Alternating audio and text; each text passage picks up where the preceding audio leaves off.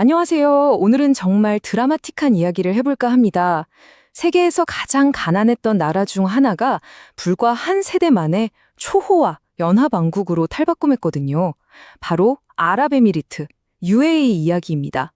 어떻게 이런 일이 가능했을까요? 지금부터 그 놀라운 비밀을 하나씩 파헤쳐 보겠습니다. 자, 그럼 바로 시작해볼까요? 여러분, UAE 하면 뭐가 제일 먼저 떠오르세요? 아마 대부분은 그렇죠.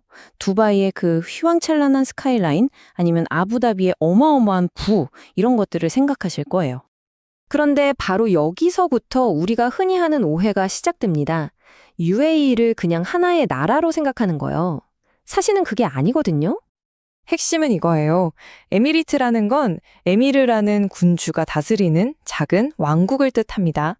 그리고 UAE는 바로 이런 왕국 7개가 1971년에 힘을 합쳐 만든 말 그대로 연합국가인 거죠. 유나이티드 아랍 에미레이트, 이름에 다 나와 있는 셈입니다. 자, 7개의 왕국이 모여서 하나의 나라라. 이게 대체 어떻게 돌아가는 걸까요? 이 독특한 구조의 핵심으로 한번 들어가 보시죠. 이 지도를 보면 딱 감이 오죠. 이 연합의 권력 구도가 어떻게 짜여 있는지 말입니다. 보세요. 아부다비가 전체 땅의 80%를 차지해요. 거의 전부라고 봐도 무방할 정도죠. 압도적인 거인인 셈입니다. 그리고 이 엄청난 영토 차이가 정치적으로 어떻게 나타나냐면요. 바로 이겁니다. 제일 큰 형님인 아부다비의 통치자가 무조건 대통령, 그리고 2인자인 두바이의 통치자가 부통령 총리를 맡는 거죠. 아주 명확한 합의가 있는 겁니다. 하지만 지금 우리가 보는 이 화려한 모습, 이게 전부가 아닙니다. 이 뒤에는 정말 상상하기 힘든 가난의 역사가 있거든요. 불과 60년 전만 해도 이곳은 완전히 다른 세상이었습니다. 네, 맞아요. 지금의 초고층 빌딩과 슈퍼카는 상상도 할 수 없었고요. 그저 척박한 땅에서 하루하루를 버텨내는 그야말로 생존을 위한 투쟁의 연속이었습니다. 그들의 경제는요, 정말 딱 하나에 모든 걸 걸고 있었어요. 바로 바다에서 나오는 천연 진주였습니다. 잠수부들이 아무런 장비도 없이 30m 깊이까지 내려가서 목숨을 걸고 조개를 캐올리는 그게 유일한 산업이었던 거죠.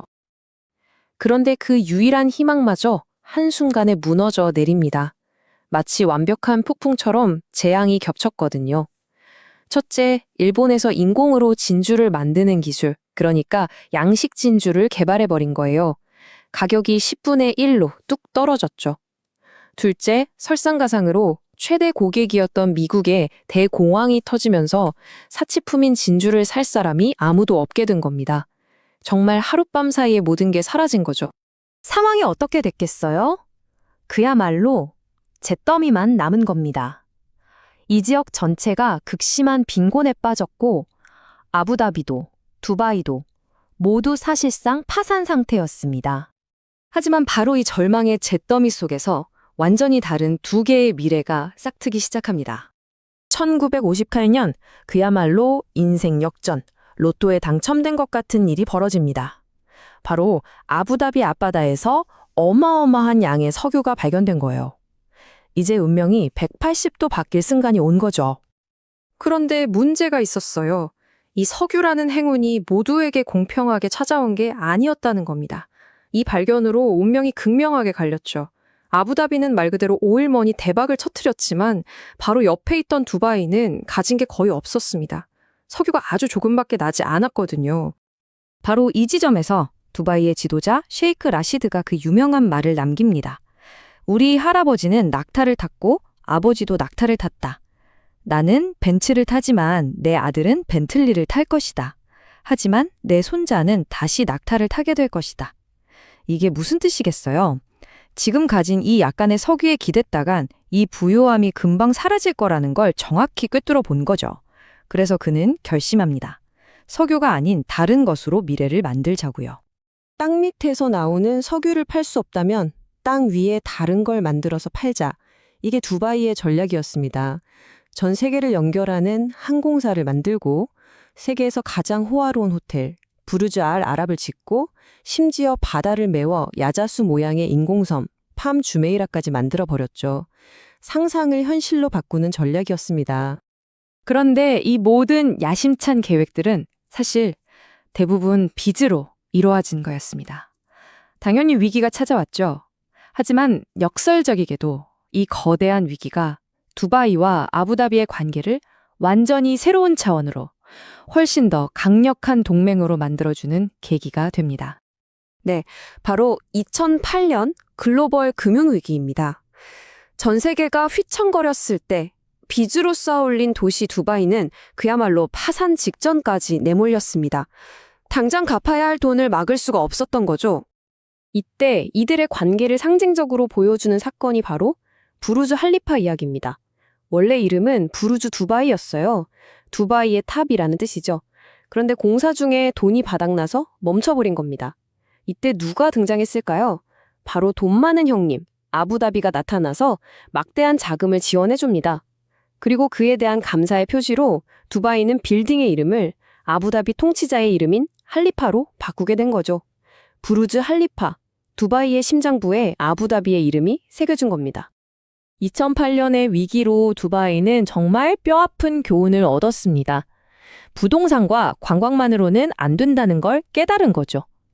그래서 다시 한번 변신을 시도합니다. 이번 목표는 바로 기술과 혁신의 중심지, 세계의 IT 허브가 되는 것이었습니다. 이게 그냥 하는 말이 아니에요. 세계 최초로 로봇 경찰을 도입하고 경찰이 없는 무인 경찰서를 운영하고 심지어는 3D 프린터로 건물 전체를 찍어내는 기술까지 선도하고 있습니다. 이게 SF 영화 이야기가 아니라 지금 두바이에서 벌어지고 있는 현실입니다. 관광을 넘어 기술 기반의 미래를 정말 공격적으로 만들어가고 있는 거죠. 그래서 오늘날 두바이와 아부다비의 관계를 한 단어로 표현하면 바로 공생입니다. 서로에게 꼭 필요한 존재가 된 거죠. 두바이가 혁신적인 아이디어와 세계적인 브랜드 파워를 제공하면 아부다비가 막강한 자본력으로 그걸 뒷받침해주는 시기입니다. 이 모델이 얼마나 성공적이었는지 이제는 사우디아라비아 같은 다른 나라들도 네옴시티 같은 프로젝트로 이걸 따라하려고 하고 있죠. 그리고 이런 협력 정신은 사실 UAE라는 나라의 시작점과 정확히 맞닿아 있습니다. 원래 이 지역은 영국의 보호를 받고 있었거든요. 그런데 1968년에 영국이 철수하겠다고 선언해버립니다.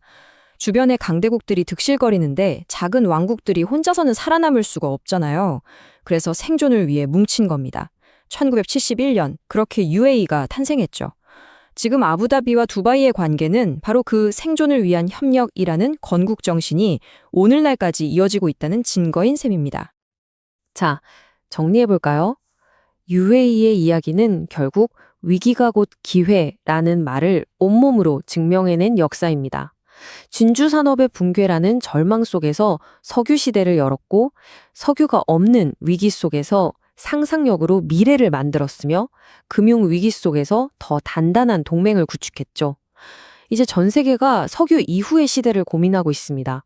과연 국부와 혁신을 결합한 이 UAE의 모델이 미래 국가가 나아갈 하나의 청사진이 될 수 있을까요? 생각해 볼 만한 질문인 것 같습니다.